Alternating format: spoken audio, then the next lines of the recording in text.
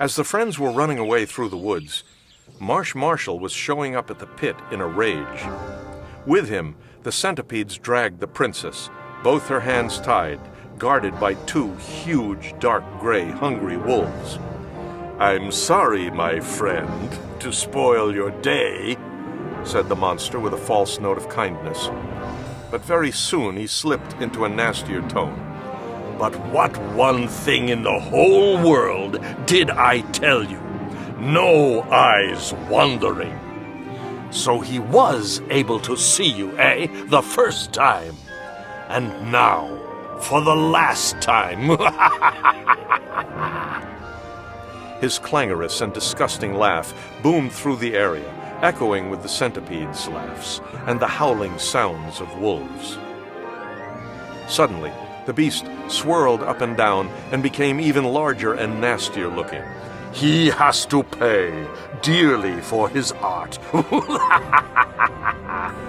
His laugh reverberated through the trees as he whirled and whirled his huge self about, and even all the multitude of centipedes had to scuttle away from him because of the magnitude of the wind he created by his whirling.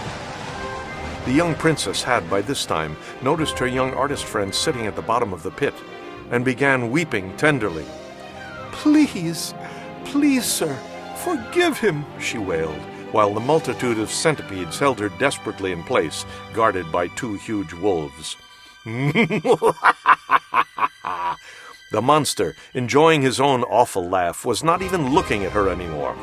"I would forgive him if you would become my, do you hear me, my and only my wife." His laughter, filled with anger and hate, shook the air itself. "Never, never in my life!" cried the young princess hysterically. The monster, as soon as he heard her answer, fell into an awful silence. He raised his staff and stuck it on the ground, and the earth shook violently, so that the pit was filled up with churning, filthy marsh soil. "Focus Pocus was an artist," said Marsh Marshall with abominable calm. "Focus Pocus, no more artist." And he began again to chortle crazily. His cackle, with the supporting snickers of the swarm of centipedes, was so loud that it made all the animals around the area tremble, while the princess stood aside and kept quietly crying, covering her face. Then the monster stopped chortling and looked straight at the princess. "Now, dear friend, it is your turn." He paused for suspense, and then continued in a low, rusty voice.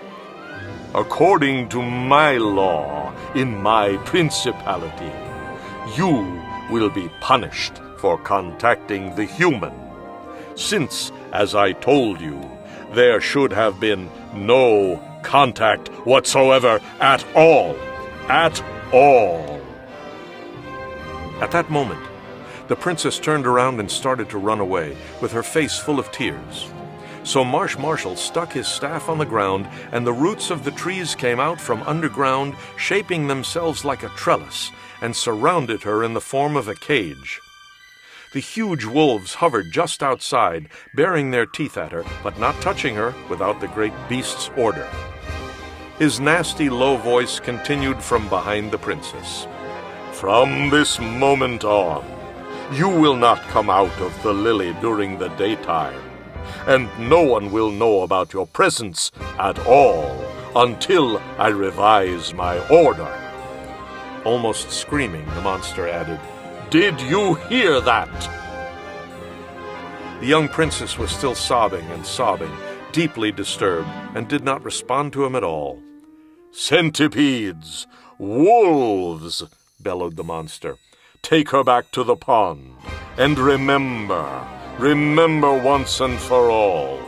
His voice was getting impossibly loud. "All of you, inhabitants of my kingdom, all of you!" And here he pointed his finger and swept it around.